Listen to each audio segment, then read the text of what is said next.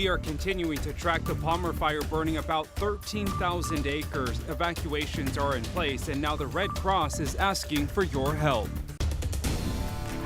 Wildfire smoke continues to plague the entire west coast of the U.S., and I'm forecasting just who is going to see the worst of the smoky and hazy conditions through the weekend. The introduction of multiple parties involving 30-plus persons each poses an increased potential health risk. And the warning the Pullman Police Department is giving students as they are continuing to come back to campus. See what they're doing to curb coronavirus transmission in Pullman.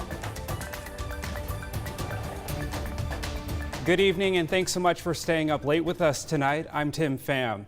Happening right now, Washington's biggest fire of the year so far is forcing hundreds of people to leave their homes. The Pullman fire has burned more than 13,000 acres so far and destroyed at least 30 buildings. And tonight, there is still zero containment. Right now, level 2 and 3 evacuations are in place. So here's a map of the level 3 evacuations in place. So it's in place right now for Wanacott Lake Road from Washburn to El Meham Mountain Road. It's also for Totes Coulee Road to Chopaka Road along the Loomis-Oroville Road. And level 3 means leave now.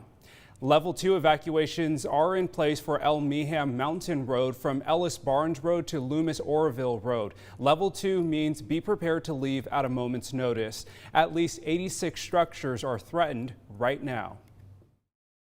Our volunteers also work from home and help them out over the phone or on Zoom or whatever technology will help us out to get the job done. Meanwhile, at least a dozen people are seeking help from the Red Cross because of the coronavirus. It's impacting how volunteers are responding. Instead of being near the fire, volunteers are on the phone or taking Zoom calls to get casework done. One of the leaders of the Red Cross says they need volunteers now more than ever because of the pandemic. If you're interested in volunteering, head to KREM.com.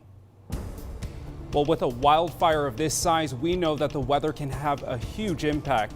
Meteorologist Thomas Patrick is live in the KREM 2 Outdoor Weather Center tonight. So, Thomas, how is the wind going to be a factor in fighting this fire? Yeah, and the stronger the winds are, the worse the fire conditions likely are for any wildfire, including the Palmer Lake fire. Today's wind gusts in that region in Okanagan County were up to 40 miles per hour, and most of that is because of the terrain. When you get the mountains and the valleys, well, the wind funnels into those valleys and actually accelerates and becomes faster. That's what we saw in the afternoon hours. They have calmed down just a little bit to just about 10 to 20 miles per hour, but even that is still breezy enough for the flames to take those take those winds and then continue to spread. So that is something that we will be watching quite cautiously throughout the course of this weekend and probably several days to come as well. Let's see if we can move forward. Looks like the weather graphics just kind of froze up a little bit, but kind of a headline here, not just the smoke and haze, but that the temperatures are going to remain in the 80s throughout the course of the weekend. There actually is a bit of a cold front that's crossing the Cascades.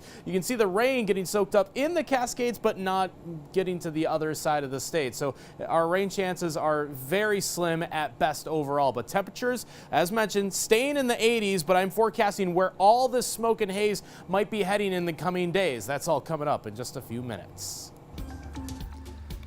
Well, the Pullman Police Department is cracking down on party goers, but not in the way you would think. The department devised a plan to help keep people safe. Morgan Trout tells us the steps they're taking as some students return.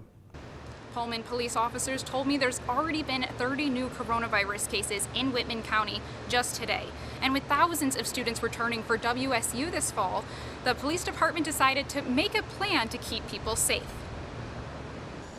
We're just trying to do what we can to make sure that everybody's life goes back to normal.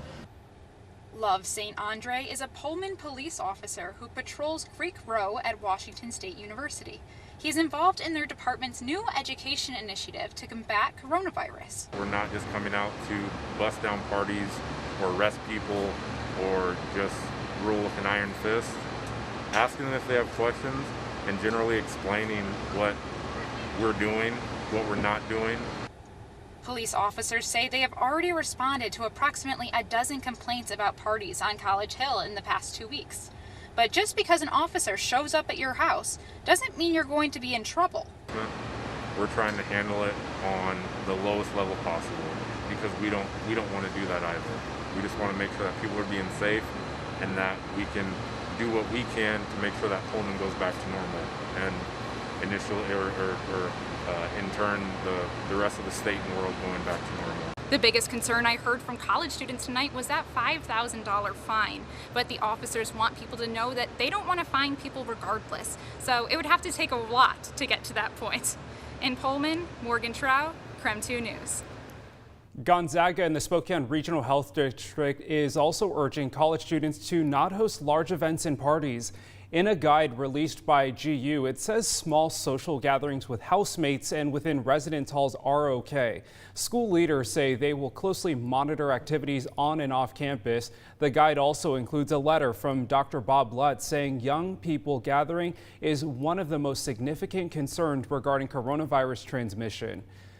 The Spokane School District released a back-to-school update. 700 people have registered for the SPS Day Camp. Between 1,900 and 2,000 people have registered for the Spokane Virtual Academy. To start the school year, all students will need a face mask, gym shoes, and a backpack. The district recommends students have headphones, a personal whiteboard, and dry erase markers. Families need to check out laptops before their teacher conferences. Now, conferences will be happening September 8th to the 11th. The first day of virtual school is set for September 14th, and the next community webinar is happening on Tuesday at 6:30 p.m. Well, we want to make sure you have all of the latest back-to-school information, so text the word SCHOOL to 509-448-2000 and we'll send you the latest plans. Well, a private funeral was held at the White House today for Robert Trump. See how the president remembered his younger brother next.